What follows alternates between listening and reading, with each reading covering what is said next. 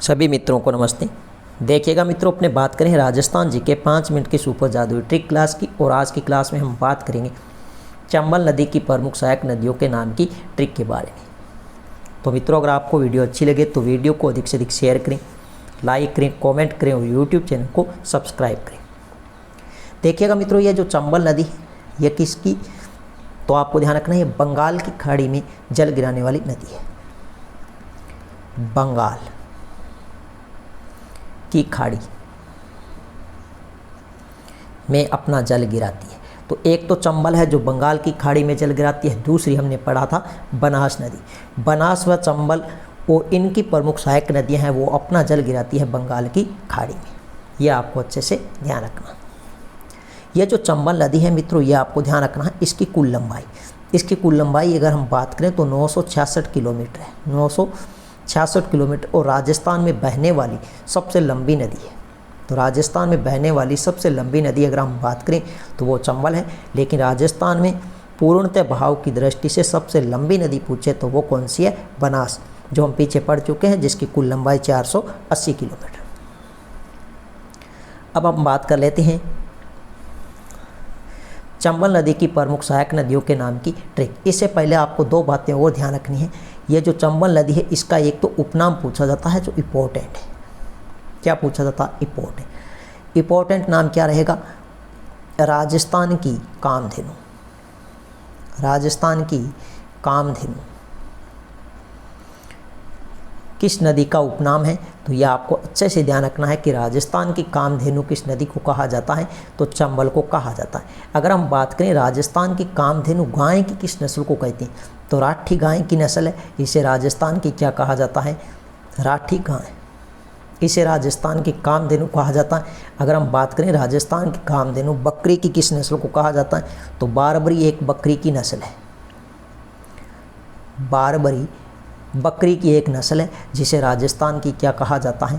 कामधेनु कहा जाता है। तीनों प्रश्न कई बार परीक्षा में पूछे गए। तो राजस्थान की कामधेनु राठी ये पूछा गया है, और यह प्रश्न पूछा गया है कि राजस्थान की कामधेनु किस नदी का उपनाम है, तो वह है चंबल का। अब यह आपको ध्यान रखना है। साथ में बकरी की किस नस्ल को राजस्थान की कामधेनु कहा जाता है? तो बारबरी। अब हम बात कर लेते हैं मुख्य रूप से ट्रिक। तो चंबल की प्रमुख सहायक नदियों की ट्रिक क्या रहेगी? तो ध्यान रखना, चल ब्राह्मणी पार्वती का बन्ना कुकू पत्रिका लाया, मेज पर रख चाय पिएंगे। तो बहुत ही आसान ट्रिक है। सभी के घरों में कुकू पत्रिका आती है और अपने स्पष्ट कह देते हैं, साफ साफ कहते हैं कि चाय पिएंगे, बैठ। तो इससे आपको ध्यान रखना है, चल ब्राह्मणी पार्वती का बन्ना कुकू पत्रिका लाया, मेज पर रख चाय पिएंगे। तो इसमें कोई भी ऐसी बात नहीं है कि यह ट्रिक याद नहीं होगी, बहुत ही आसान ट्रिक है। तो इस चल से आपको ध्यान रखना है कौन सी नदी है? तो चल से आपको ध्यान रखना है चंबल नदी है।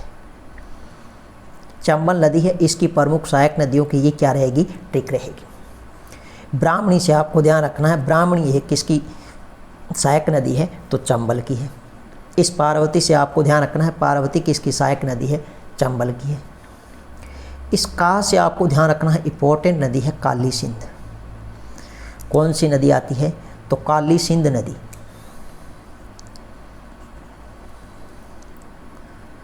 काली सिंध नदी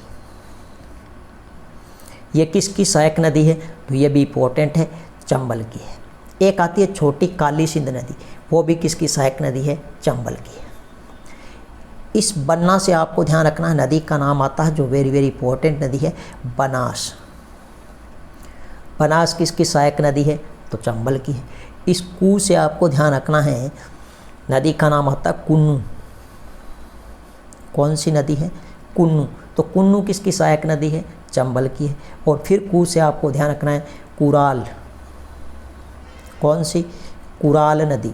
तो ये कुराल भी किसकी सहायक नदी है? चंबल की है। पत्रिका से आपको कुछ नहीं लेना देना है, लाया भी आपको याद नहीं रखना है।